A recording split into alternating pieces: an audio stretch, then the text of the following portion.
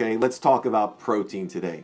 And I don't want to get too far into whey protein. I want to sort of stick with the vegetable-based proteins, the plant-based proteins.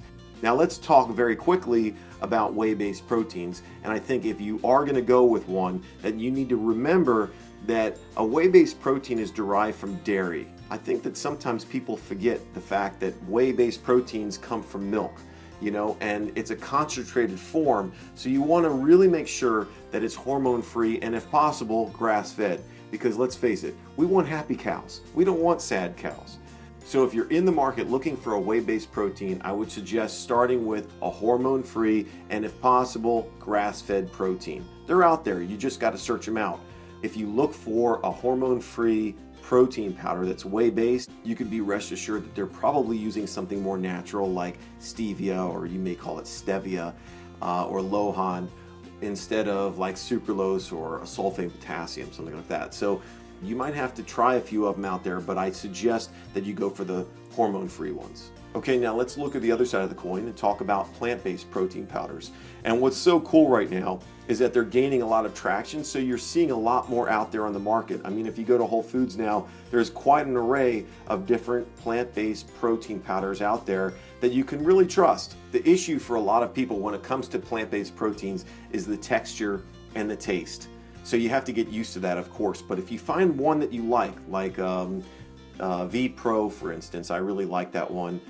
Vega makes a really good one. About Time is another really good one. So there's several out there that are really good. Sun Warrior makes a really good one as well.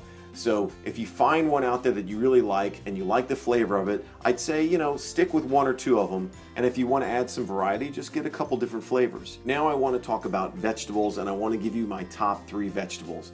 These 3 are not necessarily the highest protein yielding vegetables. They're pretty close, but they're the most versatile, and I use them almost every single day. So the first one, of course, which should be on just about everybody's list, is broccoli.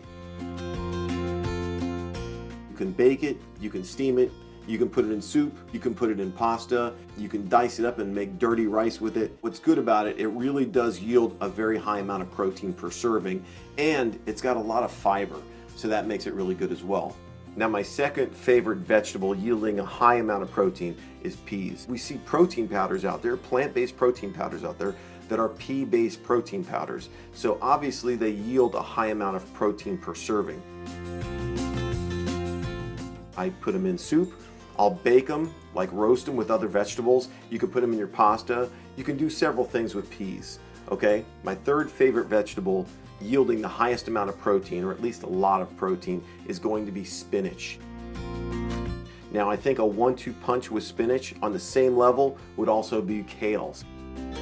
Yes, I'm kind of like cheating when I say my top 3 vegetables, and then on the third one I'm also mentioning kale, but I think those 2 are awesome when you talk about leafy greens.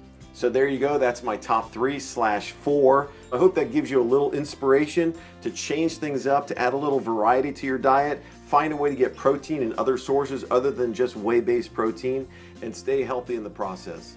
So that's my thought for today. I hope you guys subscribe to my YouTube channel, and as always, until next time, stay inspired.